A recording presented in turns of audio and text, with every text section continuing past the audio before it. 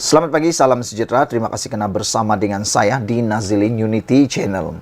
Ada orang menulis dalam ruangan komen dan dalam konten media sosial hari ini. Mereka kata ada yang begitu keras mengatakan padan muka Zuraida. Ada juga kata Zuraida Kamarudin sudah kena tulah. Ada juga yang kata Zuraida Kamarudin kena hukum karma. Ini semua gara-gara tindakan Zuraida Kamarudin menjadi mereka tulis sebagai pengkhianat PKR karena telah pun keluar daripada parti PKR semasa langkah Sheraton dan juga telah pun cuba untuk bersama dengan beberapa parti yang lain, tetapi sehingga ke hari ini tidak ada satupun yang berjaya dimenangi oleh Zuraida Kamarudin, termasuklah tuntutan mahu menjadi presiden kepada sebuah parti.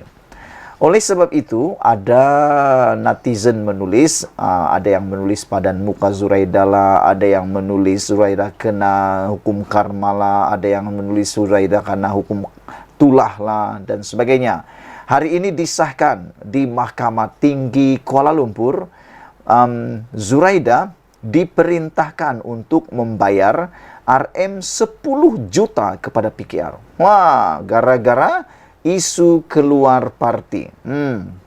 Kerana keluar parti PKR, Zuraida Kamarudin diperintah bayar RM 10 juta.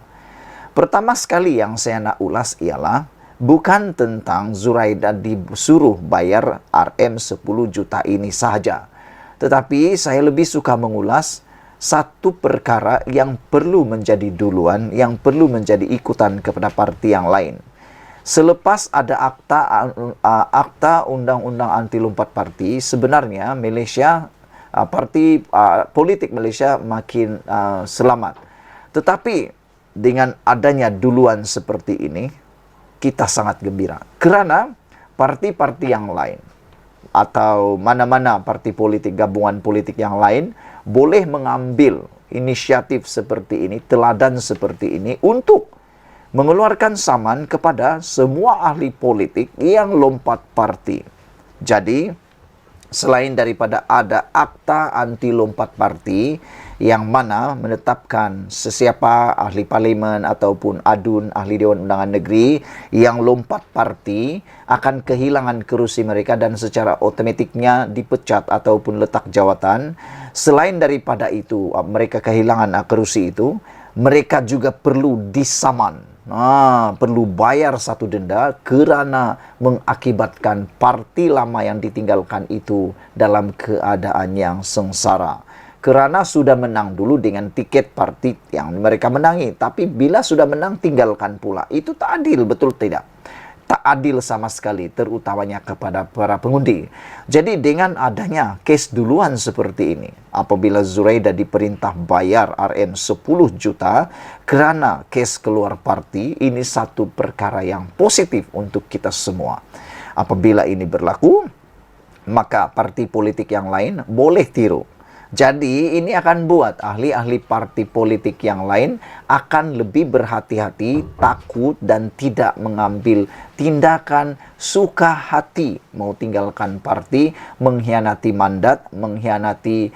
mandat yang diberikan oleh parti yang telah memberikan mereka kemenangan. Saudara-saudara sekalian, apabila netizen menulis padan muka Zuraida, ada juga yang menulis Zuraida sudah kena tulah atau hukum karma. Ada beberapa komen yang mengatakan mereka setuju kerana tindakan Zuraida itu telah mengakibatkan kesusahan yang besar kepada PKR sehingga tumbangnya kerajaan PKR, kerajaan Pakatan Harapan dahulu kerana kehilangan sokongan ahli parlimen. Hari ini disahkan, saudara-saudara sekalian, Datu Zuraida Kamarudin diperintah membayar RM 10 juta kepada parti lamanya, yaitu PKR, selepas meninggalkan parti tersebut sebelum ini. Mahkamah Tinggi Kuala Lumpur memerintahkan bekas ahli parlimen Ampang membayar tuntutan ganti rugi RM 10 juta kerana melanggar syarat bon parti yang ditandatanganinya 6 tahun lalu. Ini terbaik. Rupa-rupanya dalam PKR ada perjanjian atau ada syarat bon parti yang ditandatangani. Maknanya kalau meninggalkan parti, mereka boleh dihukum RM 10 juta. Yang menjadi pertanyaan saya ialah tentang Azmin Ali. Azmin Ali takkah kena hukuman seperti Zuraida? Hakim Mahkamah Tinggi Datuk Akhtar Tahir memutuskan pihak membuat tuntutan tersebut berjaya membuktikan tuntutannya terhadap Zuraida. Peguam parti itu Nevpriti Singh mengesahkan keputusan tersebut. Zuraida merupakan bekas naib presiden parti PKR yang kemudian menyertai Bersatu dan selepas itu menyertai Parti Bangsa Malaysia PBM serta kini terlibat dalam pertikaian dengan Presiden PBM Lerry Sheng. Semasa pilihan raya umum ke-15 Piaru 15 lalu, Zuraida kalah dalam pertandingan di kerusi Parlimen Ampang.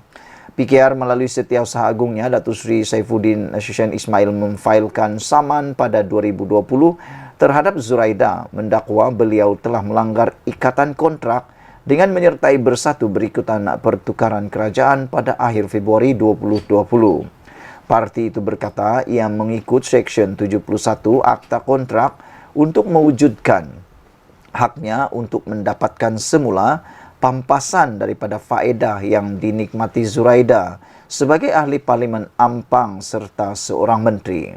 Dalam pembelaannya, Zuraida mendakwa bon itu tidak berperlembagaan, sambil menambah PKR tidak boleh melaksanakan terma di bawah perjanjian itu kerana ia melanggar satu kebebasan berpersatuan di bawah perkara 10 Perlembagaan Persekutuan. Saudara-saudara sekalian, ini satu perkara yang sebenarnya positif untuk perkembangan politik Malaysia. Karena seperti yang saya katakan tadi, dengan adanya saman seperti ini boleh diikuti oleh parti-parti yang lain dan boleh menakutkan ahli-ahli politik untuk melakukan perbuatan yang membuat mandat ataupun hak rakyat yang mengundi dipersia-siakan. Jadi, selain daripada akta undang-undang anti lompat parti yang telah dikuatkuasakan, yang mana kalau mereka lompat parti akan menyebabkan mereka terletak jawatan secara otomatik, denda seperti ini juga sepatutnya dapat dikuatkuasakan di semua parti politik supaya bukan sahaja mereka tidak lagi menjadi ahli parlimen atau ADUN, ahli Dewan Undangan Negeri. Kalau mereka lompat parti, mereka juga perlu membayar denda. Paling bagus 10 juta. Ini membuatkan ahli politik berfikir bukan sekali, bukan dua kali, tapi berpuluh-puluh kali sebelum melakukan pengkhianatan terhadap undi rakyat. Barulah adil, kan? Jadi apa pendapat kamu semua? Sila tinggalkan komen Anda, tekan butang subscribe. Malaysia kita punya, kita juga sama-sama cintai Malaysiaku. Bye-bye.